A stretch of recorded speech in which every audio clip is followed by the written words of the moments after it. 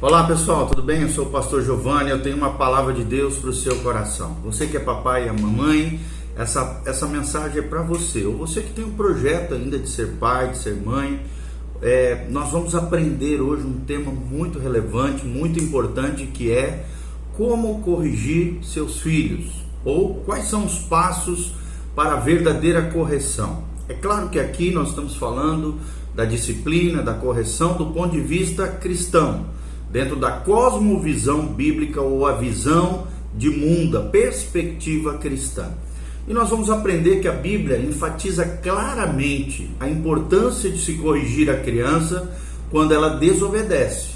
E as seguintes afirmações que nós vamos te passar através desse vídeo ampliam, os passos envolvidos na correção da criança. Nós estamos baseados na palavra de Deus em Provérbios 29:17.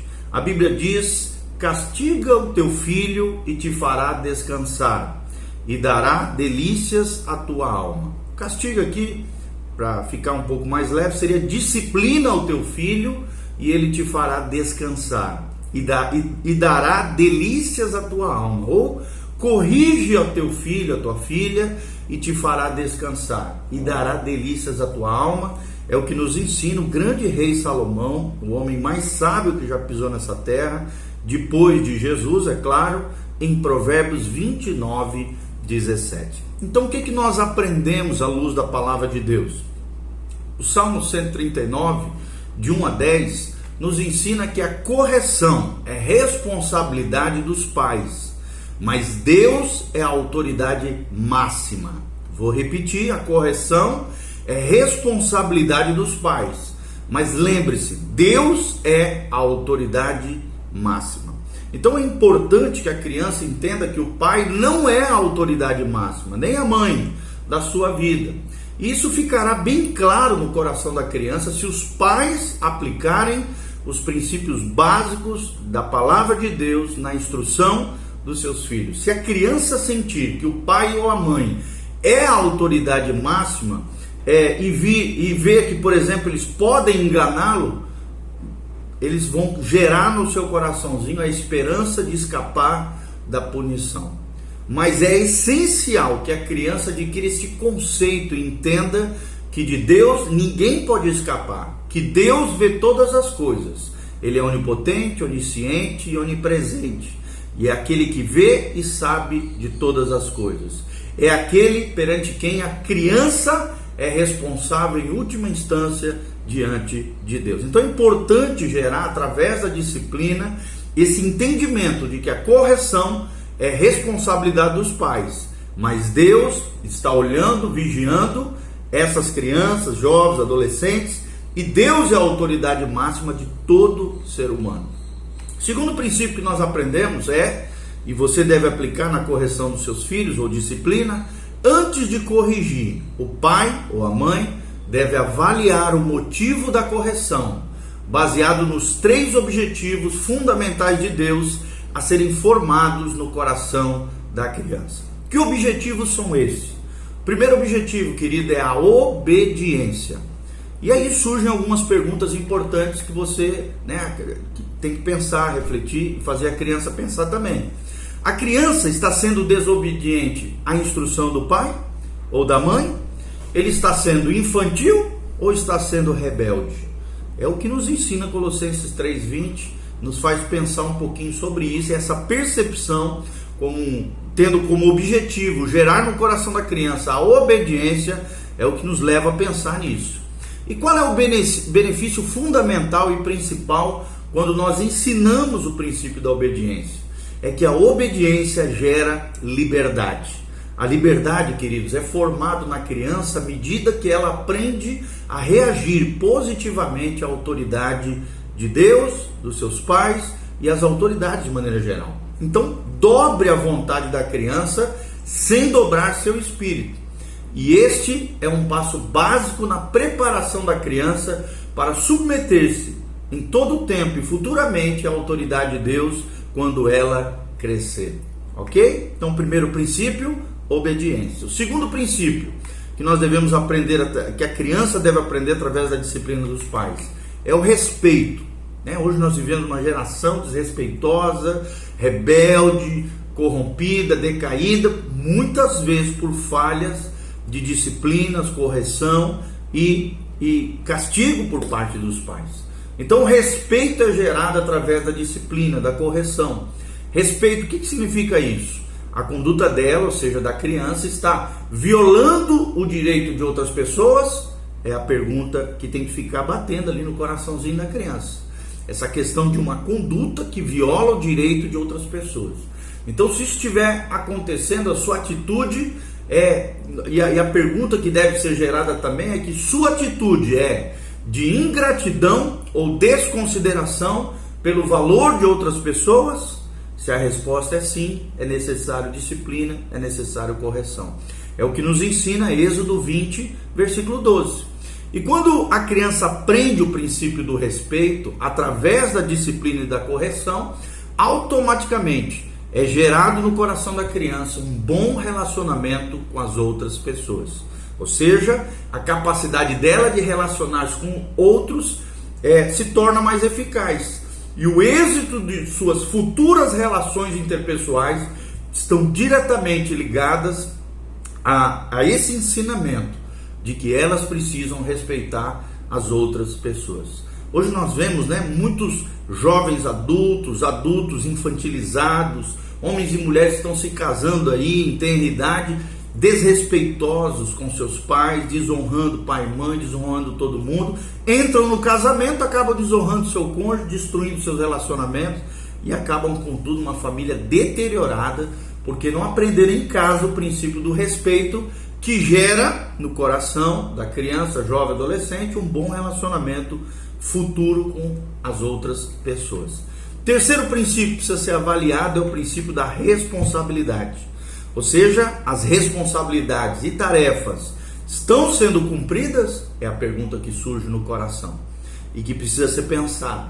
Será que eu motivei meu filho a fazer o trabalho e juntando-me a ele inicialmente, tornando-o agradável, capacitando-o a sentir que realizou alguma coisa por ter levado a tarefa até o fim?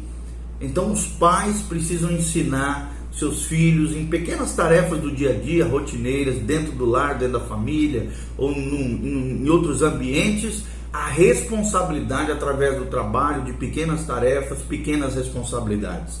É o que nos ensina Lamentações 3:27. Porque quando a criança aprende o princípio da responsabilidade, automaticamente será gerado no coração dela a segurança pessoal. Por quê? Porque a irresponsabilidade produz insegurança no coração da criança. E a futura estabilidade emocional, em vários aspectos, relacional também da criança, depende da formação de capacidades básicas e realizações relacionadas com a sua vida prática. Ou seja, os pais devem ser capazes de antever esta realização, gerando no coração delas responsabilidade que gera segurança, respeito que gera bom relacionamento com outros e obediência que gera a verdadeira liberdade que Cristo nos promete na palavra de Deus. Então, 3 princípios importantes que são necessários para avaliarmos como nós estamos disciplinando, corrigindo, o que nós temos produzido no coração dos nossos filhos. Terceiro princípio, querido, não constranja nem corrija seu filho na frente de outras pessoas. Ou seja, quando outras pessoas estão presentes, a criança se preocupará mais com aquilo que as pessoas estão pensando do que com a própria obediência. A correção em público, preste atenção, tornará a criança frustrada, ferida e ressentida.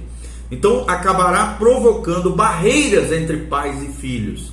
Ela sentirá a necessidade de justificar a conduta perante aqueles que viram ela ser punida na frente dos outros, ou então vai culpar com raiva, com ódio, com ressentimento os pais por suas falhas. Então esse princípio aparece lá em Mateus 18:15, onde a Bíblia Sagrada diz: ora, se o teu irmão pecar contra ti, vai e repreende-o entre ti e ele só. Se o teu irmão ouvir, ganhastes o teu irmão. E é claro que aqui irmão é qualquer pessoa. Ou seja, se você vê uma falha não exponha de maneira coletiva. Chama no canto, exorte, repreenda, corrige, disciplina de maneira pessoal e não coletiva na frente dos outros, para não envergonhá-lo, né? Hoje nós temos muitos adultos que têm problema com ira descontrolada, sentimento de vingança, ódio, ressentimento. Por quê? Porque passaram por situações vergonhosas na sua infância. Então uma situação vergonhosa pode gerar uma culpa terrível, mal processada no coração, e essa situação vergonhosa que gerou uma culpa mal resolvida no coração gera a ira descontrolada no coração do adulto que um dia foi jovem, envergonhado em situações de extrema vergonha na frente de outras pessoas. Quarto princípio, mostre-lhe claramente a sua responsabilidade pela falta. Mostre-lhe claramente a sua responsabilidade pela falta. Isso poderá ser feito através de perguntas como, né? Você vai fazer para a criança: o que você deveria ter feito nessa situação? Ou então outra pergunta: o que foi que você fez? É outra pergunta importante para fazer ela refletir sobre aquilo que ela fez. Ou seja, se a criança não conseguir contar aquilo que ela fez, isso poderá ser um indício de que você, papai e mamãe, não instruiu e admoestou como devia. Então não se deve nunca perguntar isso num tom de acusação, de opressão, de crítica. Não acusar fará com que a criança perceba da sua parte um senso de justiça na atitude dos seus pais, quando conversarem com ela sobre qualquer assunto que elas falharem. Então há ocasiões em que a criança não está errada. Faltou instrução e admoestação por parte dos pais. Então se você perguntar por que você fez isso, a tendência, né, será sempre culpar os outros ou as circunstâncias. Então você precisa avaliar cada situação de maneira individualizada e corrigir aquilo que está fora do prumo de Deus. Então se você perguntar: você fez isso? E a tendência da criança é o quê? Sempre negar. É a natureza adâmica, pecaminosa das crianças e dos adultos. E as crianças sabem muito bem fugir às responsabilidades das suas ações. Se ela fugir à pergunta, continue a perguntar: o que você fez? Até que ela responda. E o problema da mentira geralmente começa quando o pai permite, ou a mãe, que a criança escape à responsabilidade de responder por sua má conduta. Vai ser no futuro o quê? Um cidadão que faz atos horríveis, horrendos, que vão envergonhar seus pais, porque fogem das suas responsabilidades, não assumem, né, não foram tratados quanto ao seu caráter. Em quinto lugar, querido, procure ver o benefício final da correção. Procure ver o benefício final da correção, é o quinto princípio que nós aprendemos. Quando o filho identifica a desobediência e em tom suplicante pergunta: você vai me bater? O pai ou a mãe, né, fica tentando a não prosseguir até o final com a correção. Ou seja, olha o que diz Provérbios 3:24. Se você recusa disciplinar seu filho, é prova de que você não ama, pois se o amar, estará pronto a corrigi-lo e a discipliná-lo. É o que diz Provérbios 13:24. O pai que ama, disciplina o seu filho. Você pode ler também no capítulo 12 lá de Hebreus, quando se refere a Deus Pai. A Bíblia diz que, porque nós somos filhos, somos disciplinados por Deus. Se nós não formos disciplinados por Deus, é porque já não somos filhos, somos bastardos. Então, o pai que ama, a mãe que ama, disciplina o seu filho. E se o pai ama o filho, seu interesse maior deve ser a formação de princípios básicos e qualidades essenciais no coraçãozinho dele para o próprio bem da criança. A criança deve entender que a correção é o meio essencial para a formação dessas virtudes e dessas qualidades interiores. Por exemplo, quando uma criança tira um brinquedo de outra e grita cheia de raiva: dá para mim, é meu! O pai deve concluir que a raiva indica a presença no coraçãozinho dela de direitos pessoais que não foram cedidos, assim como o egoísmo de não querer compartilhar o brinquedo com outra criança. Então é importante fazer a criança devolver o brinquedo que ela tomou. E ela pode até no momento ali ficar com raiva e querer recusar isso e não obedecer o pai. É nessa altura que é importante que o pai expresse novamente a ordem em forma de admoestação. Se a criança não atender, é necessário corrigi-la. O pai ou a mãe podem perceber que através da correção, presta atenção, a qualidade da mansidão está sendo gerado no coração da criança.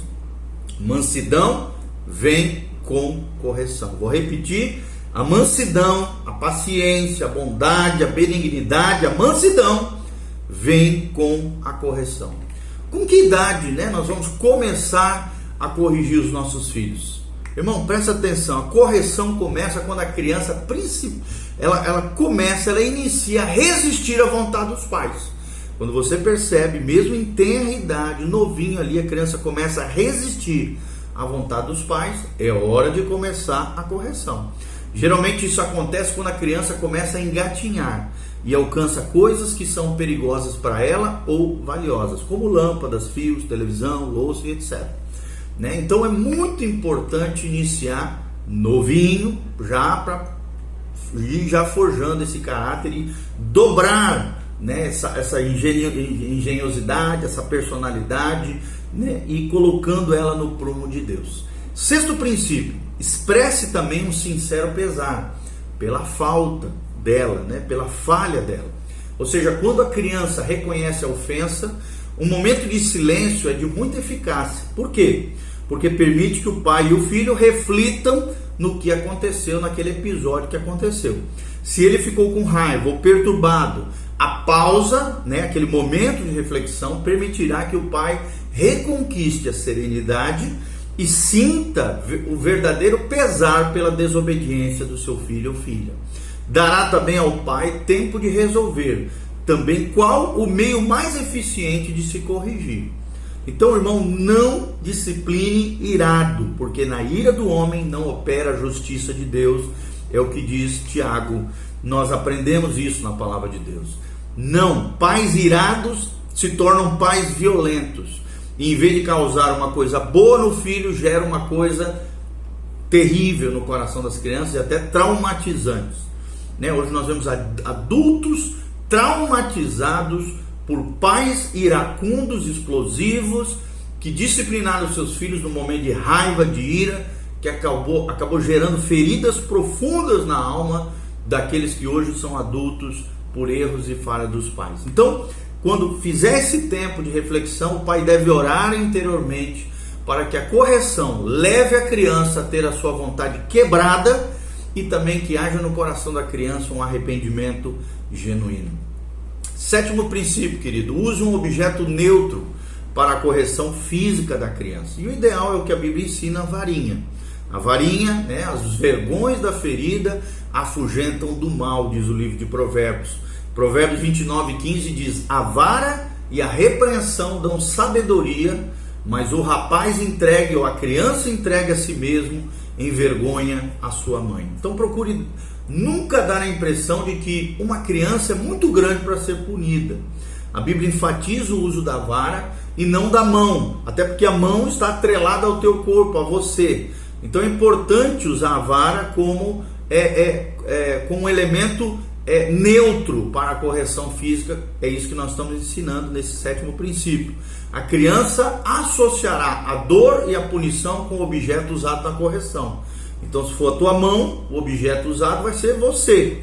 Então, a mão que ama e cuida nunca deve ser usada para infligir sofrimento, mas sim a varinha, um elemento externo que deve ser colocado num lugar bem visível da casa, para quando ela olhar aquele elemento neutro de disciplina, de correção, seja gerado temor no coração. E que a criança cresça aprendendo que todo pecado tem consequências desastrosas, doloridas, sofríveis. Então é importante isso, ensinar essa relação pecado-consequência através da disciplina com objeto neutro para a correção física. Use a disciplina na criança até que a vontade dela seja quebrada, até que o eu seja quebrantado.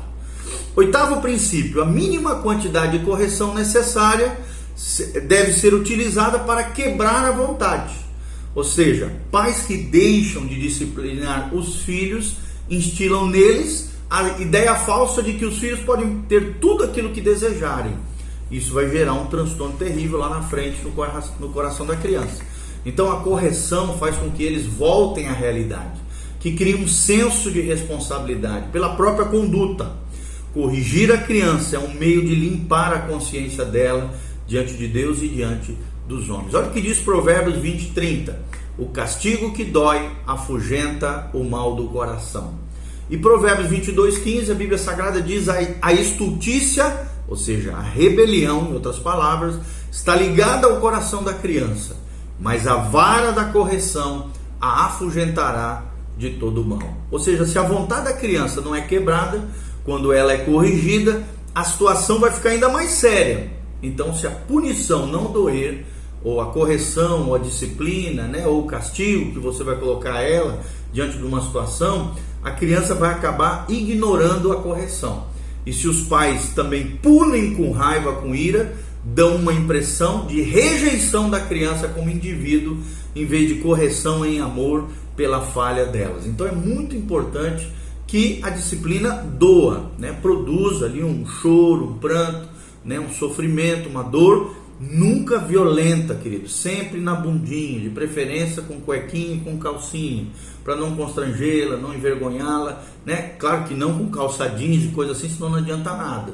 Tem que ser sem vergonha, né? Mas com amor, com disciplina, com correção, no lugar apropriado, que são as nádegas, sem violência, sem exagero. Por exemplo, eu corrijo os meus filhos, corrigi, né? Hoje já estão grandes, desde tenra idade até uns 13, 14 anos, quando eu já vi que o fruto da disciplina já realizou a sua eficácia, né? Então, sempre fazia isso, sempre nas nádegas, sem violência, disciplinava dependendo do grau, né, da situação, de 2 a 5 varadinhas ali com a vara, e foi muito eficaz na vida dos meus filhos. Hoje eu colho os resultados dessa correção bíblica, correta, em amor, segundo a graça e a unção do Senhor.